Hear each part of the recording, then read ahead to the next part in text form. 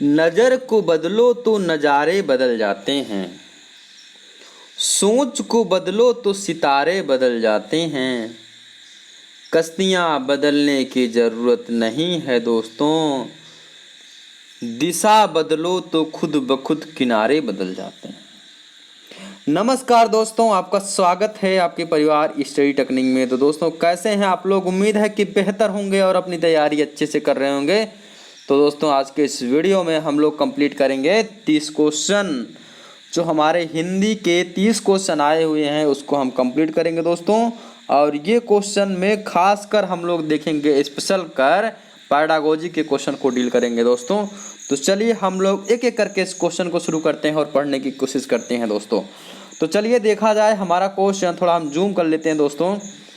तो देखिए अगर हम देखें तो हमारा निर्देश देखिए यहाँ दिया है, लिखा गया है नीचे दिए गए प्रश्नों के सबसे सही विकल्प चुनिए। दोस्तों इसको बहुत ध्यान से पढ़ना है। आपको लिखा गया है सबसे सही विकल्प चुनिए। आपको 4 विकल्प रहेगा, 4 के चारों विकल्प कहीं कहीं आपको दिखेंगे, चारों विकल्प सही हैं, लेकिन उस चारों विकल्प में से जो सबसे सही आंसर होगा, सबसे एक्यूरेट आंसर होगा, आपको उसको चुनना पड़ेगा दोस्तों। ध्यान दीजिएगा, विशेष आप लोग इस पर जो है माइंड लगाइएगा। तो देखा जाए हमारा 91 नंबर वाला क्वेश्चन। तो लिखा है भाषाई कौशलों के संदर्भ में कौन सा कथन सत्य है। भाषाई कौशल मतलब लैंग्वेज स्किल मतलब आपको बोलने के बारे में कितनी जानकारी है, आपके पास बोलने के कितने कौशल हैं, किस प्रकार के कौशल आपसे हैं। ठीक, तो देखिए पहला दिया है भाषाई कौशल एक दूसरे से स्वतंत्र होते हैं। ठीक, अगर भाषाई कौशल अगर आप लोग समझना चाहें तो समझ लें सुनना, बोलना, पढ़ना, लिखना, ये हमारे 4 कौशल होते हैं दोस्तों, भाषाई कौशल होते हैं। तो क्या भाषाई कौशल एक दूसरे से स्वतंत्र होते हैं? आगे देखिए दूसरा ऑप्शन, भाषाई कौशल एक क्रम से सीखे जाते हैं। ठीक, तीसरा देखिए कि भाषाई कौशल एक दूसरे को प्रभावित नहीं करते हैं, या भाषाई कौशल एक साथ सीखे जाते हैं क्रम से नहीं। अब बताइए, ली ये सब आप लोग साथ में करते हैं या अलग अलग करते हैं? कोई बात सुनते हैं, ठीक है, फिर उसको पढ़ते हैं, फिर लिखते हैं, फिर बोलते हैं। तो ये जो हमारे भाषाई कौशल हैं ये एक साथ किए जाते हैं दोस्तों, ठीक है, अलग अलग नहीं किए जाते हैं। तो इसका आंसर ऑप्शन नंबर 4 सही हो जाएगा। क्लियर हुआ? क्यों होगा आपका, इसका एक्सप्लेन आपको पता चला क्यों होगा ये साथ में। ठीक है, चलो आगे देखो 92 नंबर क्वेश्चन। लिखा है 92 नंबर क्वेश्चन कि भाषा शिक्षण में बालक में मौखिक कौशल के विकास के लिए डैश सबसे कम महत्वपूर्ण है। मौखिक कौशल का विकास करना है बच्चे में तो सबसे कम महत्वपूर्ण इनमें से कौन सा ऑप्शन सही है? देखिए, बच्चों की बात को धैर्य से सुनना, तो इसमें बच्चा अपनी बात को रख रहा है तो मौखिक कौशल का विकास बच्चे में होगा, बिल्कुल होगा भैया। दूसरा छोड़ तीसरा देखते हैं, अपनी बात को कहने का पूरा मौका देना। बच्चे अपनी बात कह रहे हैं, उनकी बात को कहने का पूरा मौका देना, मौखिक कौशल का विकास यहाँ पर होगा। देखिए आगे किसी विषय पर चर्चा करना, यहाँ पर भी मौखिक कौशल का विकास होगा। लेकिन यहाँ देखो सबसे कम महत्वपूर्ण क्या हो जाएगा कि प्रश्नों के उत्तर पूछना। प्रश्नों के उत्तर पूछा जाएगा तो बच्चा प्रश्न के डायरेक्ट जो उत्तर रहेगा उसी उत्तर को दे देगा। तो यहाँ पर मौखिक कौशल का विकास बच्चे में होगा, लेकिन कम होगा दोस्तों। कितना होगा? कम होगा, ये बात ध्यान रखना। तो इसका कौन सा आंसर सही हो जाएगा? ऑप्शन नंबर 2 इसका सही आंसर हो जाएगा। समझ में आया? चलो आगे देखिए 83 नंबर क्वेश्चन हमारा है। लिखा गया है कि भाषा विकास के संबंध में कौन सा कथन सही नहीं है। इसमें दिया है सही नहीं है, ध्यान देना, नहीं को गोला कर देना है, गलती नहीं करना है। पहला देखिए क्या लिखा गया है, बड़ों के संपर्क भाषा विकास की गति को तीव्र कर देते हैं। भैया एक बच्चा, एक बालक, छोटा सा बच्चा होता है, अगर अपने मम्मी पापा के संपर्क में रहता है, उसके मम्मी पापा जो भाषा बोलते हैं उसी भाषा को अर्जित कर लेता, अर्थात भाषा की विकास तीव्र गति से हो जाता है। अगर ये देखा जाएगा तो सही हो जाएगा, सही हो जाएगा ना, सही होगा ना, सही होगा। चलो आगे देखिए, भाषा विकास व्यक्ति के सापेक्ष है, इसको हम छोड़ देते हैं, ठीक है, या छोड़ देते हैं नहीं तो हम देख ही लेते हैं। एक चीज हमारा होता सापेक्ष और एक चीज होता है निरपेक्ष। सापेक्ष मीन्स होता है मतलब किसी व्यक्ति के साथ साथ भाषा चलती है, व्यक्ति जितना डेवलप करेगा भाषा उतना डेवलप करेगी। और दूसरा हमारा होता है कि एक व्यक्ति जितना डेवलप करेगा, देखिए सापेक्ष मीन्स होता है साथ साथ चलना और निरपेक्ष मीन्स होता है अलग अलग चलना। तो सापेक्ष का मतलब होता है भाषा व्यक्ति का विकास जितना होगा उतना उसके भाषा का डेवलपमेंट होगा। ऐसा हो सकता है, बिल्कुल हो सकता है, ठीक है। और निरपेक्ष मीन्स अलग अलग होता है कि जो है विकास हो रहा है, ज़्यादा हो गया है, लेकिन भाषा का विकास कुछ नहीं हुआ है। इसको हम देखते हैं चौथे नंबर में।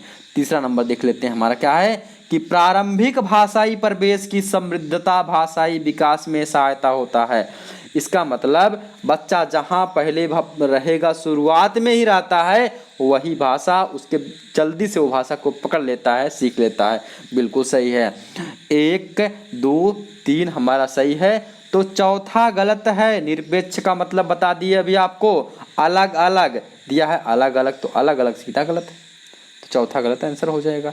और जो गलत है उसी को बताना है, सही है तो हमारा कौन ऑप्शन नंबर 4 इसका सही आंसर हो जाएगा। समझ में आया, क्लियर हुआ। चलो आगे बढ़ते हैं। आगे देखिए 94 नंबर क्वेश्चन भाइयों, देखो क्या लिखा है, ध्यान से पढ़ो। लिखा है भाषा सीखने की कौन सी विधि मातृभाषा को मध्यस्थ बनाए बिना दूसरी भाषा को सीखने में सहायक होती है। अब बताओ, जैसे उदाहरण समझो, पहले उदाहरण समझो, हम हिंदी बोलते हैं, आप भी हिंदी बोलते हो, ठीक, कोई दिक्कत नहीं।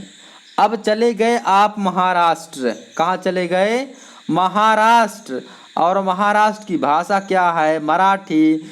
और वहाँ पर आप गए जा कर के रहने लगे तो वहाँ पर लोगों को देख कर आप वहाँ से भाषा सीख जाएंगे। तो लिखा गया है भाषा सीखने की कौन सी विधि मातृभाषा को मध्यस्थ बनाए हुए। ये बताइए, मराठी जब सीखे होंगे तो वहाँ मराठी में लोग समझ जाते हैं, हाँ इस भाषा को ये कहते हैं, सहायक होती है।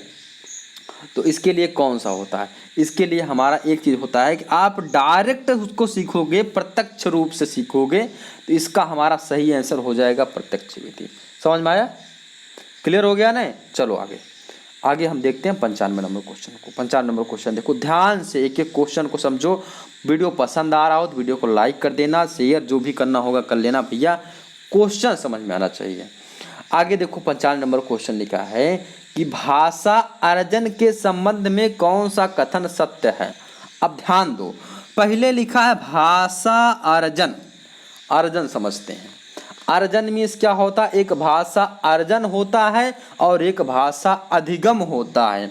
भाषा अर्जन का मतलब क्या होता है और भाषा अधिगम का मतलब क्या होता है, पहले दोनों समझते हैं। देखो भाषा अर्जन मीन्स होता है जैसे हम अपने आसपास, जैसे हम जहाँ हमारा बर्थ जन्म हुआ है वहाँ की भाषा, अपने माता पिता की भाषा हम अपने से क्या हुआ बिना ग्रामर के सीख लिए हैं, ठीक, या डायरेक्ट अब जो ग्रहण कर लिए हैं, उसमें कोई ग्रामर कोई रूल रेगुलेशन नहीं पता। जैसे हम लोग हिंदी सीखे कैसे, हमारे घर आस पास पड़ोस सब लोग हिंदी बोलते थे, हम लोग हिंदी बोलना सीख गए। तो जब हिंदी बोलना सीख गए तो उसको कहते हैं भाषा अर्जन। और जैसे हम लोग क्या इंग्लिश बोलना सीखते हैं, तो इंग्लिश बोलना सीखते हैं, पहले उसका ग्रामर सीखते हैं, उसका सेंटेंस बनाते हैं, फिर बोलने की प्रैक्टिस करते हैं, तो इसको कहते हैं सीखना। इंग्लिश को सीखते हैं और हिंदी जो हम अपने आसपास नहीं उसको अर्जन करते हैं। समझ आया दोनों में।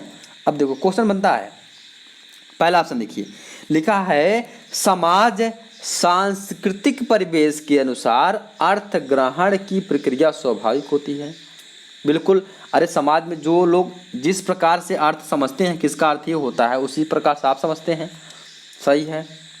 आगे देखिए, भाषा अर्जन में बच्चे को बहुत अधिक प्रयास करना पड़ता है, नहीं करना पड़ता है, तो गलत हो जाएगा ये। ठीक है, आगे देख लीजिए, दिया कौन सा कथन सत्य है। तो पहला तो सत्य हो गया, लेकिन दूसरा हमारा गलत है, क्योंकि बच्चा सुन सुन के सीख जाएगा।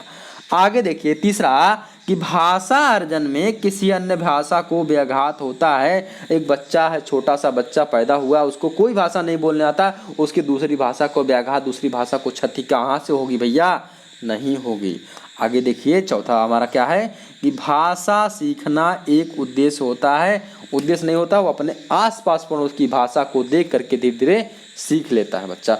तो इसका सही आंसर कौन सा हो जाएगा दोस्तों? ऑप्शन नंबर फर्स्ट सही हो जाएगा। समझ में आया ना? चलो आगे देखो क्या लिखा है। आगे लिखा है हमारा 96 नंबर क्वेश्चन, लिखा है पाठ के अंत में अभ्यास और गतिविधियों का उद्देश्य डैश नहीं है। पाठ के अंत में जानते हैं लिखा होता है, आपकी किताब में देखिएगा लिखा होता है कि प्रश्न लिखा होता है। प्रश्न होता है ना, अति लघु उत्तरीय प्रश्न, लघु उत्तरीय प्रश्न, दीर्घ विस्तृत उत्तरीय प्रश्न और आपका बहुविकल्पीय प्रश्न होता है। इसके बाद कुछ गतिविधियां कराने के लिए दिया जाता है। आप किताब खोल के देखना, आपकी किताब के अंत में लिखा होगा, सभी किताबों में रहता है भैया। आप किताब खोल के देखिएगा, कोई भी किताब एनसीईआरटी की कोई भी किताब होगी या सेमेस्टर की किताब होगी, देखना वहाँ पर होगा। इसका उद्देश्य क्या नहीं है, ठीक है। आगे देखिए, पहला हमारा है सृजनात्मकता का विकास करना। अच्छे बताइए, लास्ट में अभ्यास प्रश्न दिया है, वहाँ से बच्चे कुछ क्रिएटिव करेंगे, कुछ गतिविधि दिया रहता है कि एक देखिए दिया रहता है, आप एनसीईआरटी की किताब जब पढ़ेंगे वहाँ लास्ट में कुछ बच्चों से एक्टिविटी करवाई जाती है, जिससे कि बच्चों का क्रिएटिविटी वहाँ पर बढ़े। तो ऑप्शन नंबर फर्स्ट इसका सही आंसर हो जाएगा। देखिए दूसरा क्या है हमारा, बच्चों को अभिव्यक्ति के अवसर प्रदान। अभिव्यक्ति में अपने को व्यक्त करने का। तो भाई बच्चे सृजनात्मकता कुछ ना कुछ क्रिएटिव करेंगे तो बच्चे का अभिव्यक्ति के अवसर प्रदान हो जाएंगे ना, हो जाएंगे। आगे तीसरा ऑप्शन देखो, कि बच्चों के उत्तर सरलता से याद करवाना, यह तो हमारा गलत है। चौथा देखिए, भाषा का विस्तार करना, ये भी सही है, लेकिन तीसरा वाला ऑप्शन गलत है, और जो गलत है उसी को बताना है कौन सा हमारा सही है। तो ऑप्शन नंबर इसका थर्ड सही आंसर हो जाएगा भैया। समझ में आया क्यों थर्ड सही होगा? थर्ड सही होगा क्यों? क्लियर हो गया? चलो आगे देखते हैं। हमारा 97 नंबर क्वेश्चन है। 97 नंबर क्वेश्चन क्या लिखा है देखो, लिखा है कि पहली और दूसरी कक्षा में भाषा शिक्षण के साथ ही कला शिक्षा को समेकित करने का उद्देश्य नहीं है। लिखा गया है कि 1 और 2 में या पहली दूसरी कक्षा में भाषा को सिखाते समय कला को उसके साथ क्यों नहीं मिलाया जाता है, क्यों नहीं उद्देश्य किया जाता है, वह बताइए। उसका आंसर देखना। बच्चों द्वारा आनंद की प्राप्ति, कला करने बनाने बच्चों को बड़ी आनंद आती है, सही है, ठीक है। आगे दूसरा छोड़ के तीसरा देखते हैं, बच्चों की रचनात्मकता का विकास, बच्चे क्रिएटिव करते हैं, कला बनाते हैं, बिल्कुल सही है। आगे देखिए, चित्रों के माध्यम से अभिव्यक्ति का विकास, अभिव्यक्ति अभी आपको बताए थे, स्वयं को कुछ नया क्रिएटिव कर सकते हैं बच्चे, वो हमारा अभिव्यक्ति कहलाता है, ठीक है। लेकिन आगे देखिए, बच्चों के लेखन में परिपक्वता लाना, अगर बच्चों के लेखन में परिपक्वता लाना है तो बच्चे कला से नहीं सीखेंगे दोस्तों, बच्चे अभ्यास से, लेखन अभ्यास से सीखेंगे। क्या सीखेंगे? कि लेखन अभ्यास से। समझ में आया दोस्तों? चलो आगे 98 नंबर क्वेश्चन देखिए। 98 नंबर क्वेश्चन लिखा गया है कि पठन पाठन के अंत में ऐसे अभ्यास एवं गतिविधियां हों। कैसे हों? अभी आपको बताए थे, इसके जस्ट पहले क्वेश्चन मिला था कि पठन पाठन के अंत में अभ्यास गतिविधियां होती हैं, कैसे अभ्यास होना चाहिए, यहाँ देखिए उसके बारे में दे दिया गया है। क्या दिया गया है? पहला देखिए ऑप्शन लिखा गया है कि बच्चों को स्वयं कुछ करने और सीखने का अवसर प्रदान करें। अरे भाई बिल्कुल सही है, ये गतिविधि होना चाहिए। केवल पाठ्य पुस्तक से संबंधित हो ऐसी कोई बात नहीं है, पाठ पर बिल्कुल आधारित ना हो, बिल्कुल गलत है। सरल भाषा वाले हों, बिल्कुल गलत है। थोड़ा मोड़ा लैंग्वेज को क्रिटिकल घुमाया जाए, सही है, लेकिन पहला वाला ऑप्शन सही हो जाएगा। इसके जस्ट पहले वाले क्वेश्चन में हम इसके बारे में खूब डिटेल बताया आपको। समझ में आया ना? आगे भैया देखो, चलो 98 हो गया। 99 नंबर क्वेश्चन देखो। 99 नंबर क्वेश्चन क्या है कि भाषा शिक्षण में खेल का सर्वाधिक महत्वपूर्ण स्थान क्यों है? क्यों भाषा शिक्षण में खेल का सर्वाधिक, जानते हैं खेल विधि को प्राथमिकता दिया जाता है, क्यों दिया जाता है? बस आपको इसका आंसर बताना है। देखिए, पहले खेल भाषा को विस्तार देते हैं, क्या सही होता है? खेल में आनंद आता है या खेल में शारीरिक विकास होता है? आनंद और शारीरिक विकास से भाषा का विकास तो हुआ नहीं। या भाषा शिक्षक को कम श्रम करना पड़ता है? गलत हो जाएगा। खेल में भाषा को विस्तार देते हैं, बिल्कुल देते हैं दोस्तों। बच्चे खेल में ही बहुत से भाषाएं सीख जाते हैं, बहुत सी चीज़ें सीख जाते हैं, बहुत से बातें करना सीख जाते हैं। तो हमारा ऑप्शन नंबर फर्स्ट इसका सही आंसर हो जाएगा। क्यों हुआ, समझ में आया ना? आगे देखो 100 नंबर क्वेश्चन। 100 नंबर क्वेश्चन लिखा गया है कि एक प्राथमिक शिक्षक के रूप में आप सतत और व्यापक मूल्यांकन या आकलन करते समय किसे सर्वोपरि मानते हैं? अब सतत व्यापक मूल्यांकन जानते हैं कि नहीं जानते हैं? सतत मीन्स कंटिन्यूअस, जो मूल्यांकन लगातार चलता रहता है उसको सतत मूल्यांकन कहते हैं। और व्यापक मूल्यांकन क्या होता है? जो एक बार हो, वर्ष के अंत में हो, लेकिन उसको बच्चे के उस मूल्यांकन को करते समय बच्चे के सभी पहलुओं को ध्यान दिया जाए। संज्ञानात्मक पहलू, ठीक है, कौशलात्मक विकास, मतलब शारीरिक, मानसिक, बौद्धिक सभी पहलुओं को ध्यान दिया जाए तो उसको कहते हैं व्यापक आकलन। समझ में आया? तो इन दोनों को करते समय शिक्षक किसको सर्वोपरि मानते हैं? ये बताओ। लिखित प्रश्न पत्र, अरे लिखित प्रश्न पत्र में बच्चे का सिर्फ लिखावट के बारे में मालूम होगा, तो सतत व्यापक के बारे में कैसे मालूम हो पाएगा भैया? व्यापक तो हो ही नहीं कर रहा है, पहला गलत हो जाएगा। दूसरा देखिए, पाठ से देखकर सुलेख लिखना बिल्कुल गलत हो जाएगा। अरे सुलेख लिख दे रहा है तो लिखने का सिर्फ होगा ना भाई, संपूर्ण व्यापक में से पूरे सभी पक्षों का हमको उसका आकलन करना है तो नहीं हो पाया।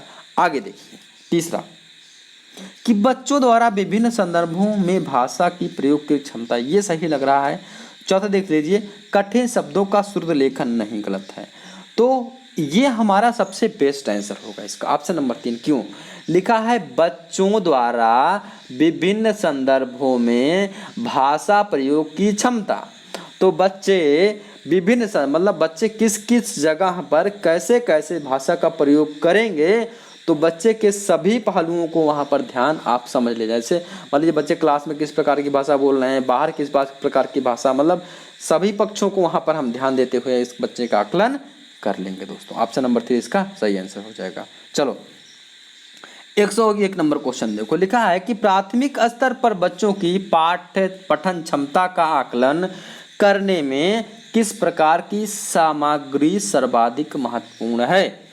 तो भैया प्राथमिक स्तर पर बच्चों की पठन क्षमता, अरे पठन क्षमता जानते हैं, पढ़ने की क्षमता, बच्चों को पढ़ने कितना आ रहा है उसकी क्षमता का आकलन करना है। तो कौन सी जानकारी या कौन सी सामग्री होना चाहिए जिससे कि हम उसका मूल्यांकन अच्छे से कर सकें? बताओ कौन सा आंसर सही होगा? पहला छोड़ करके हम देखते हैं, लास्ट शुरू करते हैं। आतंकवाद पर निबंध, ऐसी कोई बात नहीं है, ठीक है। पठन क्षमता पर भैया निबंध लिखवा रहे हैं। औपचारिक पत्र गलत हो जाएगा, पाठ्य पुस्तक गलत हो जाएगा। पहला वाला ऑप्शन इसका सही हो जाएगा कि बाल साहित्य, क्योंकि प्राथमिक स्तर पर दोस्तों बच्चों को जो भी चीज़ सिखाना हो, अगर बाल साहित्य सिखाएंगे तो बच्चे जो है भाषा को आराम से, किसी भी चीज़ को अगर बाल साहित्य सिखाएंगे तो बच्चे आराम से वहाँ से सीख जाते हैं। तो लिखा गया बाल साहित्य की कोई संवादात्मक कहानी, ठीक है। तो अगर बच्चा बाल साहित्य की कोई कहानी बताएगा अपने से, तो उसके पठन या बाल संवादात्मक की कोई कहानी पढ़ेगा तो उसके पठन क्षमता का दोस्तों विकास होगा और उसको पढ़ने में बच्चे को इंटरेस्ट भी आएगा, रुचि भी आएगा। तो सबसे ज़्यादा महत्वपूर्ण हमारा इसका ऑप्शन नंबर फर्स्ट सही आंसर हो जाएगा दोस्तों, ठीक है। समझ में आया? चलो 102 नंबर क्वेश्चन देखते हैं। 102 नंबर क्वेश्चन देखिए, लिखा है कि प्राथमिक स्तर पर बच्चों की भाषा को अपनी कक्षा में स्थान देना जरूरी है, ठीक है। क्योंकि अच्छा ये बताइए, एक बच्चा घर से आया बेचारा, वो मान लो कि ऐसे घर से है जहाँ पर अपने गांव वहाँ की भाषा अलग है और स्कूल की मतलब वो अपनी भाषा में बात कर रहा है कि और आपके यहाँ स्कूल में आप खड़ी बोली में भाषा बात कर रहे हैं, नहीं कुछ लोग बोलते हैं हाँ सर जी हम खाना खैली है। तो हम लोगों का भी टीचिंग लगा था तो हम गए तो क्लास 5th के बच्चे बोलते हैं, ऐसे कोई बात नहीं। जाएंगे आप 5th के बच्चे बोलेंगे हाँ सर जी हमारा ही ना आवेला हम कहीं बतावेली, तो ये आप बोल रहे हैं, आप बोले हाँ हम बता देंगे आपको, तो उनके भाषा में कुछ चीज़ें समझानी पड़ती हैं। तो ऐसी अगर भाषा बोलते हैं तो क्या होना चाहिए, ठीक है। देखिए इसका क्वेश्चन का मतलब समझिए, प्राथमिक स्तर पर बच्चों के घर की भाषा को अपनी कक्षा में स्थान देना जरूरी है। उनको कक्षा में अगर बोल रहे हैं तो उनको बोलने देना है। क्यों? क्योंकि घर की भाषा क्या होती है दोस्तों, बच्चे ने अभी पूर्णतः भाषा नहीं सीखी है, बच्चे की भाषा ही पूंजी है। यही हमारा सही है कि बच्चे का जो अभी तक किया धराया है, बच्चा सिर्फ बोलने जानता है, अपने घर की ही भाषा जानता है। वो जिस भी भाषा में बोल रहा है आपको उस भाषा को मानना पड़ेगा। चाहे बोला हाँ सर जी हम खाना ना खैली है, हम पढ़ ली है, सोली है, जो भी बोलना है ऐसे भाषा बोलते हैं। बच्चे थोड़ा सा ऐसे उल्टा सीधा भी बोल देते हैं भाषा में, ठीक है। तो इस भाषा में अगर बोल रहा है तो उसको सिखाना है वहाँ से, लेकिन उसकी भाषा की इंसल्ट ही नहीं करना है। तो ऑप्शन नंबर 2 इसका सही आंसर हो जाएगा दोस्तों। समझ में आया? आगे देखिए, लिखा हमारा 103 नंबर क्वेश्चन लिखा है, भाषा सीखने सिखाने के संदर्भ में गृह कार्य का उद्देश्य क्या होता है। अच्छा होमवर्क क्यों देते हैं आप? मास्टर बनेंगे ना? अरे मास्टर साहब होमवर्क क्यों देते हैं आप बच्चों को? क्यों देते हैं? अभिभावक को प्रसन्न करने के लिए देते हैं कि या बच्चों को कार्य में व्यस्त रखने के लिए देते हैं या कॉपी भरवाने के लिए देते हैं? नहीं, सबके लिए नहीं देखते हैं। सीखने को विस्तार देना कि बच्चे को कुछ ऐसे चीज़ें दिया जाए कि बच्चा घर पर जाए उसके बारे में सोचे, सोच करके आंसर ला करके दे, तो उसके जो है हमारा उसका सृजनात्मक विकास होगा, संज्ञान उसका मतलब सभी पक्षों में वहाँ पर क्या होगा, विकास होगा। इसीलिए हम बच्चे को क्या देते हैं, गृह कार्य देते हैं दोस्तों। इसका ऑप्शन नंबर 4 सही आंसर हो जाएगा। आगे बढ़ो भैया, बहुत शानदार, बहुत बढ़िया भाई। आगे देखिए 104 नंबर क्वेश्चन हमारा लिखा है कि भाषा सीखने में मातृभाषा का व्याघात। अब बताओ, अगर भैया हम हिंदी पढ़े हैं और अंग्रेजी सीखेंगे तो कुछ ना कुछ हमारे हिंदी प्रभाव पड़ेगा। होता है हिंदी प्रभाव पड़ता है, कितना होता है कि पूर्ण रूप से होता है, नहीं होता है, या होता है या आंशिक रूप से होता है। तो दोस्तों आंशिक रूप से होता है। इसका एग्जाम्पल, इसका तो आप लोग आंसर अपने से ही कर ले जाएंगे, बस क्वेश्चन समझ लीजिए, ठीक है। आगे 105 नंबर क्वेश्चन देखिए, लिखा है कि भाषा सीखने में होने वाली त्रुटियों के संदर्भ में कौन सा कथन सही नहीं है, ठीक है। मतलब जब भाषा सीख रहा है बच्चा तो कौन सी गलती कर रहा है कि उस गलती को बच्चे को कहा जाएगा हाँ ये गलती, कोई गलती नहीं सही है। पहला देखिए ऑप्शन कि कहा गया है त्रुटियां अस्थाई होती हैं। क्या त्रुटियां अस्थाई होती हैं? बिल्कुल गलत है, आपका ये गलत हो जाएगा, ठीक है। भाषा सीखने में होने वाली त्रुटियां अस्थाई होती हैं, बिल्कुल गलत है। आगे देख लीजिए, भाषा सीखने में होने वाली त्रुटियां या समझने में मदद करती हैं कि बच्चे के मस्तिष्क में क्या चल रहा है, ठीक है। क्या ये हो जाएगा? क्या ये हो जाएगा? त्रुटियां सीखने सिखाने की प्रक्रिया का अभिन्न अंग हैं। अब देखो इसमें दिया है कौन सा नहीं है, ठीक है। तो अगर सही से देखा जाए दोस्तों, ये दोनों में से आप लोग कंफ्यूज हो जाएंगे, ठीक है। लेकिन आपका आंसर जो सबसे बेस्ट आंसर आपको चुनना ऑप्शन नंबर 3 कि भाषा सीखने में होने वाली त्रुटियां यह समझने में मदद करती हैं कि बच्चे के दिमाग में क्या चल रहा है, बच्चा भी क्या सोच रहा है, उसके हिसाब से हम उसमें क्या लाएंगे, परिवर्तन लाएंगे, जिससे बच्चा भाषा आराम से सीख जाएगा। क्लियर होगा दोस्तों? चलो दोस्तों आज आगे हम देख लेते हैं। एक हमारा है नीचे दिए गए पद्यांश, पद्यांश है मतलब कविता है, उसको पढ़कर आंसर देना है। निम्नलिखित प्रश्नों के एक प्रश्न 106 से 111 तक उचित सही विकल्प चुनिए। क्या लिखा है दोस्तों? लिखा है देखिए, चींटियां ईर्ष्यालु नहीं होती हैं, दौड़ती भागती एक दूसरे को संदेश पहुंचाती, जीवन को परखती पहुँचती हैं वहाँ, जहाँ कोई नहीं पहुँचा कभी चींटियों से पहले। आगे देखिए, संकेतों में करती हैं वे शब्द संधान, रास्ता नहीं भूलती कभी, स्मृति में रखती हैं संजो कर, दोस्त और दुश्मन के चेहरे बिखरती हैं कभी कभार, मगर वो हर बार नए सिरे से टटोलती हैं वे पूर्वजों द्वारा छोड़ी गई गंध, फिर से एकजुट होते हुए। आगे देख लेते हैं दोस्तों, बस ख़त्म हो गया। अब देखो, अगर आपको समझ में आया हो तो इसका आंसर देखना है, देना है चींटियां आपस में बातें कैसे करती हैं। अब यहाँ से क्वेश्चन में तो आराम, अगर नहीं समझ में आया तो भैया देखिए क्या लिखा है। अब देखिए ये क्या लिखा है, संकेतों में करती हैं वे शब्द संधान, अपने शब्दों को कहती किसमें, संकेतों में।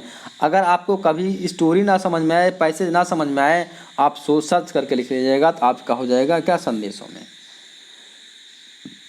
दोस्तों क्या लिखा है यहाँ पर देख लीजिए, संकेत लिखा दोस्तों, संदेश नहीं संकेत इसका हो जाएगा क्या आपका, संकेतों में। ठीक है, आगे देखिए, ईर्ष्यालु किसे कहा जाता है। अरे ईर्ष्यालु मतलब जो सबसे घृणा करता है। ठीक है, सबसे घृणा करने वालों क्या कहा जाता है, ईर्ष्यालु कहलाना। दूसरे से जल नहीं, सबसे, यहाँ देखो दूसरे को कुछ लोग इसको मार देंगे, नहीं भैया, सबसे जो घृणा करता है उसको ईर्ष्यालु कहते हैं, दूसरों से नहीं करता है। ठीक है, आगे देखिए हमारा आगे लिखा गया, चींटियों का स्वभाव नहीं है, क्या स्वभाव नहीं, ईर्ष्या करना, चींटियां ईर्ष्या नहीं करती हैं। आगे देखिए हमारा 109 नंबर क्वेश्चन क्या लिखा है, बिखरी हुई चींटियां फिर से एकजुट हो जाती हैं, क्यों, कैसे, पूर्वजों का गंध जो है, पूर्वजों की गंध से। आगे देखिए, मित्र और शत्रु के चेहरों को चींटियां पहचानती नहीं है, नहीं याद रखती हैं दोस्तों, इसका ऑप्शन नंबर 3 सही आंसर हो जाएगा। आगे देख लेते हैं हमारा क्या है, हाँ, काव्यांश में मगर का अर्थ है, मगर कहीं देख लो लिखा है तो मगर हम देख लेते हैं। हाँ, ये लिखा है, बिखरती हैं कभी कभार मगर हर बार में नए सिरे से टटोलती हैं। मगर का मतलब हो जाएगा क्या यहाँ पर, देखिए मगर का मतलब परंतु, मगरमच्छ, घड़ियाल, केवल, तो मगर का मतलब हो जाएगा आपका परंतु ऑप्शन नंबर फर्स्ट इसका सही आंसर हो जाएगा भाई। समझ में आया। अगर पसंद आ रहा हो तो लाइक शेयर सब्सक्राइब तो कर देना भाई, कहना ना पड़े आपको, बार बार कहने की आदत नहीं है मेरी। देखिए लिखा है, नीचे दिए गए पदांश को पढ़कर निम्नलिखित प्रश्नों इस संख्या 112 से 120 उचित विकल्प चुनिए। चलो देख लेते हैं क्या लिखा है। सारा संसार नीले गगन के तले अनंत काल से रहता आया है। हम थोड़ी दूर पर देखते हैं क्षितिज तक, जहां धरती और आकाश हमें मिलते दिखाई देते हैं, लेकिन जब हम वहां पहुंचते हैं तो यह नज़ारा आगे खिसकता चला जाता है और इस नज़ारे का कोई और हमें नहीं दिखाई देता है। ठीक इसी तरह हमारा जीवन भी है। जिंदगी की न जाने कितनी उपमाएं दी जा चुकी हैं, लेकिन कोई उपमा पूर्ण नहीं मानी गई है, क्योंकि जिंदगी के इतने पक्ष हैं कि कोई भी उपमा उस पर पूरी तरह फिट नहीं बैठती। बर्नार्ड शॉ जीवन को एक खुली किताब मानते हैं और यह भी मानते हैं कि सभी जीवों को समान रूप से जीने का अधिकार है। वह चाहते थे कि इंसान अपने स्वार्थ में अंधा होकर किसी दूसरे जीव के जीने का हक ना मारे। यदि इंसान ऐसा करता है तो यह बहुत बड़ा अन्याय है। हमारे विचार स्वाभाविक रूप से एक दूसरे से मेल नहीं खाते हैं, लेकिन इसका मतलब यह नहीं होता है कि हम दूसरों को उसके जीने के हक से वंचित कर दें।